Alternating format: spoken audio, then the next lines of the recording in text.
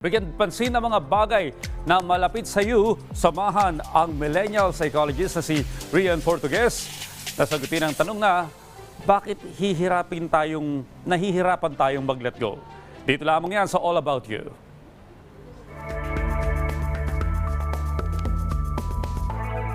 Magandang araw. Ito nga pala si Rian Portugues, your millennial psychologist, at welcome sa All About You, kung saan ito ang safe space mo at pag-uusapan natin ang tungkol sa'yo.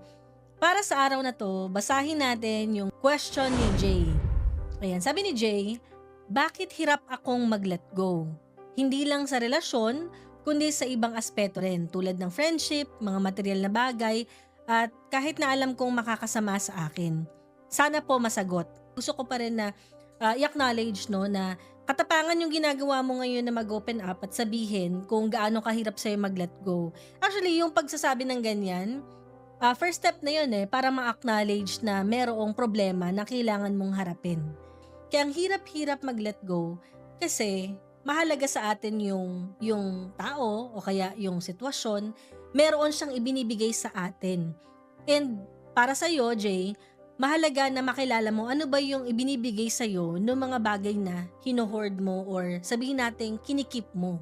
So ngayon, yung unang tip natin, negative emotions makes letting go confusing, no? Yung negative emotions po pwedeng halimbawa anger, po pwedeng guilt feelings, po pwedeng sadness, no? Pero commonly na-encounter natin guilt feelings o kaya naman anger. May iba, ayaw bitawan kasi galit sila, 'di ba? O kaya naman, ayaw bitawan yung isang bagay kasi nagigilty sila. Alam nila na sila may pagkakamali, kaya parang gusto nila, bago man nila bitawan, ma-workout nila or ma-fix nila muna itong mga bagay na to. Kaya lang, may times na hindi yon nag-work di ba? Minsan yung paraan talaga para maging okay tayo, o kaya maging okay din yung isang tao, kung ano man yung sitwasyon na yon, alam mo, unti-unti mong binibitawan. Pangalawa, mahalaga na tingnan natin yung connection natin doon sa tao o kaya sa sitwasyon. Kasi may times na ang hirap i-let go nung minsang, alam mo yun, tao na yun o kaya nung sitwasyon na yun kasi meron tayong matinding attachment doon sa bagay o kaya doon sa tao na yun.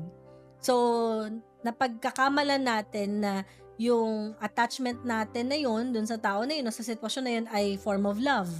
Pero yung pala nagiging obsession na siya o kaya nagiging parang identity mo na yung pagkakaroon ng ganong klaseng connection. At kapag nawala yon, pakiramdam mo nawala ka na rin.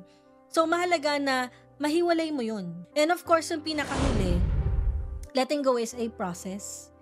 Oo. Alam kong naiintindihan mo na proseso to, pero hindi siya nagsisink in. Na minsan nandun lang sa level ng nandun lang siya sa level ng cognition or ng mental process, pero yung emotion natin hindi ganun kahanda, alam mo yon, doon sa proseso na yon. So pag sinabi natin letting go is a process, meaning kailangan nito ng maliliit na action para unti-unti kang maka-move forward doon sa sitwasyon na yon. Para sa mga tao din na merong ganitong klaseng katanungan at nakarelate kayo, huwag kayo mahiya na magtanong at isend yung mga questions niyo dito sa email na nasa baba. So muli po, this is Rian Portugues, your millennial psychologist, at maraming salamat.